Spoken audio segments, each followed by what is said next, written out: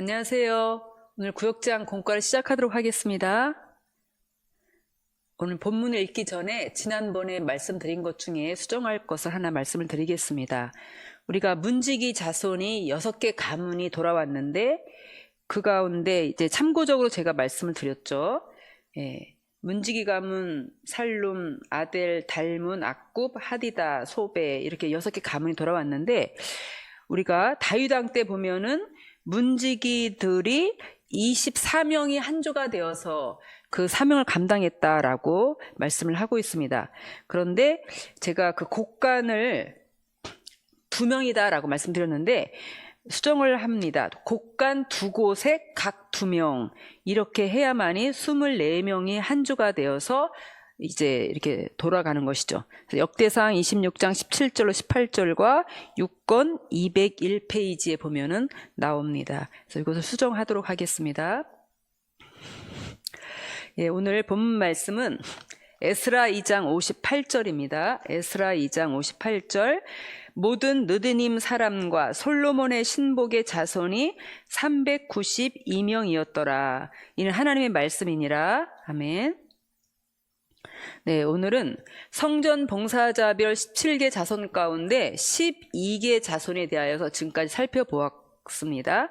이번 공과에서는 13번째 느드님 사람 자손과 14번째 솔로몬 신복 자손에 대하여 살펴보도록 하겠습니다. 두 자손의 공통점은 이들이 제사장과 레인들을 돕는 수종자 가문이라는 점입니다. 그러니까 제사장과 레인을 도왔던 그러한 수종자들 가문이 바로 이제 오늘 13번째 느드님 사람과 14번째 솔로몬 신복의 자손이다라고 하는 것이죠. 네. 이제 1차 바벨론 포로 귀환자들 가운데 성전 직무별 17개 자손을 보면은 지금까지 우리가 제사장 가문 4개 자손이 있었다라고 말씀드렸고요. 레인 가문이 8개 자손이 있었다. 그리고 지난주에 우리가 문지기 자손 6개 가문이 돌아왔었다라고 하는 걸 말씀드렸고요. 오늘은 수종자 가문의 느드님 사람 자손과 솔로몬 신복 자손 2개 자손이 돌아왔다라고 하는 것을 오늘 배우도록 하겠습니다. 먼저 느드님 사람 자손에 대하여 살펴보도록 하겠습니다. 이 느드님 사람은 히브리어로 느드님은 라틴어로 허락된 자, 봉사자, 느드님이란 뜻 자체가 봉사자다 이런 뜻이 있는 것이죠. 귀환자 수를 보면은 제1차로 바벨론 포로에서 귀환한 느드님 사람 자손의 수는 솔로몬 신복 자손들과 합하여 392명입니다. 그러니까 오늘 본문 말씀에 있는 것처럼 이제 느드님 사람과 솔로몬 신복이 합해서 392명이죠. 그러니까 느드님 사람이 몇 명이었는지 솔로몬 신복 자손이 몇 명이었는지 알 수 없지만 두 자손이 합해서 392명이 1차 포로 귀환 때 돌아왔다라고 하는 것입니다. 특징을 보면 느드님 자손의 특징은 무엇이냐면 느드님 사람들은 레인들을 도와 제사에 필요한 나무를 쪼개거나 물두멍에 담을 물을 길어오는 등 성전에서 막일이나 허드렛 일을 담당하는 자들이었습니다. 그러니까 우리가 제사에 필요할 때 우리가 제물을 삶거나 태우거나 뭐 이렇게 하잖아요. 그래서 나무가 필요하고 또 물두멍에 있는 물을 갖고 제사장들이 손발을 씻거나 또 희생제물을 이제 깨끗하게 씻거나 이렇게 했잖아요. 그래서 그 물두멍에 물이 항상 가득 담겨 있었는데 그러한 일들을 이제 성전에서 그러한 막일이나 허드렛 일을 담당하는 자들이 바로 느드님 사람들이었다라고 하는 것이죠. 이 느드님 사람이 어떻게 이스라엘에 편입이 되었는지 그 역사적인 배경을 한번 보도록 하겠습니다. 가나안의 기브온 족속이나 또 미디안 족속 등 이방인 가운데 이들은 원래가 이방인 출신이죠. 이방인 가운데 여러 가지 이유로 이스라엘에 편입되어 살게 된 사람들이었습니다.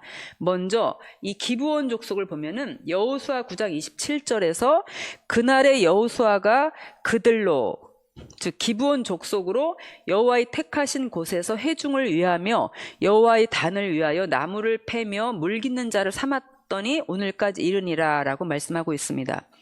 그러니까 우리가 여호수아 9장에 보면은 여호수아가 가나안을 정복했던 그 시기에 그 가나안 7족속 가운데 이 기브온 족속은 히위 족속이죠. 히위.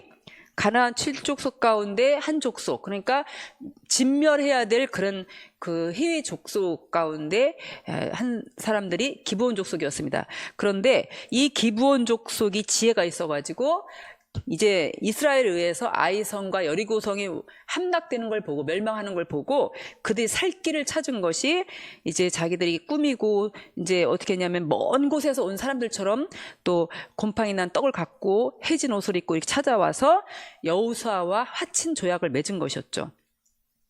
그러니까 여호수아는 그들이 가나안에 살고 있던 족속인 줄 모르고 먼 곳에서 온 자들인 줄 알고 그들과 화친 조약을 맺어서 그들을 죽일 수가 없어서 어떻게 됐습니까? 하나님의 이름으로 화친을 했기 때문에 그래서 그들은 이제 이 레인들을 도와서 나무를 패며 물깃는 자를 삼았다라고 말씀을 하고 있습니다.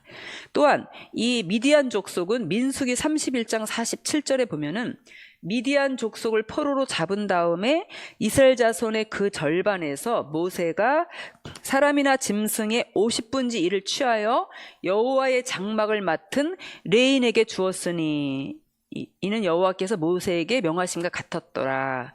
그러니까 이제 그 미디안 이 민수기 31장 47절은 뭡니까? 그 거짓 선지자 발람 선지자에 의해서 이스라엘 백성들이 그 바알 부올의 부속이 되어서 그렇죠. 그래서 그 모압 족속 미디안 족속들이 그 모압 지방 모압 마지막 진친 곳에서 41번째 진친 모압 지방에서 미디안 족속들이 이제 꾀를 놓아서 그 이스라엘 백성을 제사에 청해 가지고 음행하고 또 그 바알에게 우상 숭배하고 이러한 엄청난 죄를 지었던 것을 볼 수가 있죠. 그래서 하나님께서 모세에게 마지막으로 너는 돌아가기 전에 이제 천국 가기 전에 이 일을 행해라 해가지고 여호와의 원수인 미디안 족속을 쳐라 진멸시켜라 이런 말씀을 하셨죠. 그때 이제 하나님께서 이 미디안 족속을 포로로 잡은 다음에 그 전리품 중에 사람이나 짐승의 50분지 1을 취하서 레인에게 주어라 라고 하였죠. 그래서 50분지 1을 이제 레인에게 주어서 레인을 도와서 일할 수 있는 자로 만들었다라고 하는 것이죠. 그래서 이를 우리말 성경에서는 이스라엘 자손의 몫인 절반에서 그러니까 군인들이 이제 절반 가져가고 회중 이스라엘 백성들이 절반 그 전리품을 나눠 가질 때 모세는 여호와께서 자기에게 명하신 대로 사람과 가축의 50분의 1을 거두어서 여호와의 성막에서 직분을 행하고 있는 레위 사람들에게 주었습니다. 그래서 이들이 이제 레인들을 도와서 성전에서 수종드는 자들이 되었다라고 하는 것이죠. 그래서 느드님 사람 중에는 이제 가나안의 기브온 족속이나 또 미디안 족속 등 이런 사람들이 이스라엘에 편입되어 살게 되었다라고 하는 것입니다. 그러면 이 느드님 사람 자손의 명단이 구속사 시리즈 11권 하 422페이지에 나와 있습니다. 여기 보니까 느드님 사람은 모두가 몇 명이 왔느냐라고 할 때 에스라 기준으로 보면 35개 자손이 왔습니다. 이 사하를 비롯해서 하디바, 이건 에스라 기준이죠. 그런데 느헤미야서 기준을 보면은 이제 32개 자손이 돌아왔다라고 했습니다. 여기서 보시면 악굽, 하갑, 아스나 이 세 자손은 느헤미야서에는 기록되어 있지 않습니다. 그래서 느디님 사람 자손은 에스라 기준으로 35개 자손, 또 느헤미야 기준으로는 32개 자손이 돌아왔다라고 하는 것을 우리에게 가르쳐 주고 있습니다.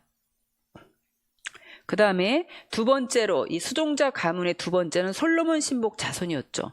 이 솔로몬 신복 자손은 이름의 뜻은 솔로몬 신복은 히브리어로 아부데 셀로모로 솔로몬의 종들이라는 뜻입니다. 즉 솔로몬의 노예들이라는 뜻이죠. 귀환자 수를 보면은 1차로 바벨론 포로에서 귀환한 솔로몬 신복 자손의 수는 느드님 사람 자손들과 합하여 아까 말씀드린 것처럼 392명이었습니다. 여기 보시면은 특징을 보겠습니다. 역사적으로 솔로몬의 신복 자손은 솔로몬에 의해 종이 된 사람들의 자손으로, 그러니까 솔로몬이 이런 정복전쟁이나 이런 걸 통해서 솔로몬의 노예가 된 그런 이방인들이죠. 이들은 바벨론의 이스라엘 백성과 같이 끌려갔다가 다시 1차 바벨론 포로 귀환 때 같이 돌아오게 된 사람들을 가리킵니다. 이 솔로몬 신복 자손의 명단을 보면은, 솔로몬 신복 자손의 명단은 에스라 2장 55절 57절, 또 느헤미야 7장 57절 59절에 보면은 약간의 발음의 차이는 있지만 총 10개 자손으로 기록이 되어 있습니다. 솔로몬 신복 자손이 10개 자손 되어 있다는 거예요. 한번 보겠습니다. 솔로몬 신복, 솔로몬의 노예 자손들의 명단은 이제 10개 자손으로 되어 있는데, 이 에스라 2장과 느헤미야 7장의 기록이 약간 발음의 차이가 있다라고 말씀하였습니다. 먼저 에스라 2장과 느헤미야 7장에서 똑같은 이름으로 기록을 하고 있는 것은 소대, 또 야알라, 또 다르곤, 깃델, 스바랴, 또 보게렛 하스바임, 이렇게 6개 자손은 이제 에스라나 느헤미야나 똑같은 발음으로 기록이 되어 있고요. 그 다음에 나머지 4개 자손, 하소베렛은 느헤미야에는 소베렛으로, 또 부르다는 느헤미야는 부리다로, 그리고 하딜은 이제 느헤미야는 핫딜, 그리고 아미는 이제 느헤미야는 아몬으로 이렇게 기록이 되어 있어서 솔로몬 신복 자손의 명단이 10개 자손이 돌아왔다라고 하는 것을 알 수가 있습니다.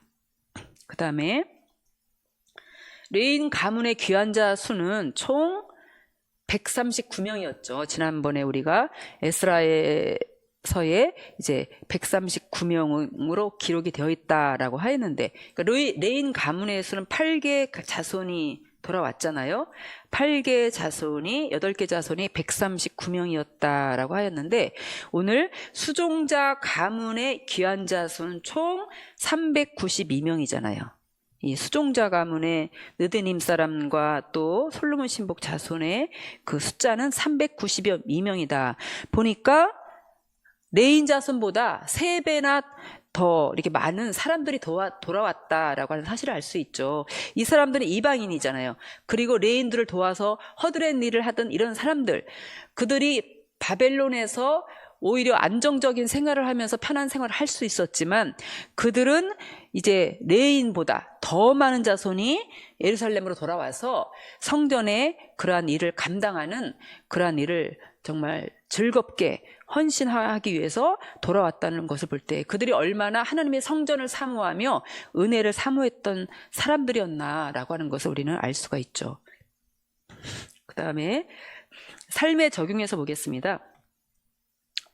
외국인 중에 말씀을 더 사모하는 사람 만났다면 누구인지 서로 은혜를 나눠봅시다 라고 말씀하였습니다. 오늘 삶에 적용해서 저는 이 성경 구절을 한번 상고하도록 하겠습니다. 로마서 11장 17절로 20절에 보면은, 돌 감람나무인 내가 그들 중에 접붙임이 되어 참 감람나무 뿌리의 진액을 함께 받는 자 되었은즉 그 가지들을 향하여 자긍하지 말라. 자긍할지라도 내가 뿌리를 보존하는 것이 아니요 뿌리가 너를 보존하는 것이니라. 옳도다. 저희는 믿지 아니함으로 꺾이우고 너는 믿음으로 섰느니라. 높은 마음을 품지 말고 도리어 두려워하라. 이 말씀은 이제 사도 바울이 이제 로마 그 사람들을 향해서, 로마에 있는 성도들을 향해서 말씀한 것이죠. 이 로마인들은 뭡니까? 이방인들이었죠. 그들은 돌감람나무에 우리가 비유할 수가 있는 것이죠. 그런데 어떻게 되었습니까? 참 감람나무인 유대인들이 예수 그리스도를 배척하고 불신하고 믿지 아니함으로 그 유대인들 대신 돌감람나무인 로마 그에 있는 성도들이 이제 접붙임이 되어서, 이방인들이 접붙임이 되어서 그들이 참 감람나무의 뿌리를 진액을 받는 이런 성도가 되었다라고 하는 그런 말씀을 하고 있습니다. 그런데 여기서 뭐라고 말씀하시냐면 자긍하지 말라, 교만하지 말라 이 뜻이에요. 그 로마인 성도를 향해서 너희들이 돌감람나무인데 참감람나무에 접붙임 받았는데 자긍하지 말아라. 자긍할지라도 뭐라고 말씀하셨어요? 내가 뿌리를 보존하는 것이 아니요 뿌리가 너를 보존하는 것이다. 그러니까 하나님의 은혜와 긍휼로 너희를 보존하고 너희를 부르셨다는 거죠. 너희들이 믿게 되었다라고 하는 것입니다. 뿌리가 너를 보존하는 것이다.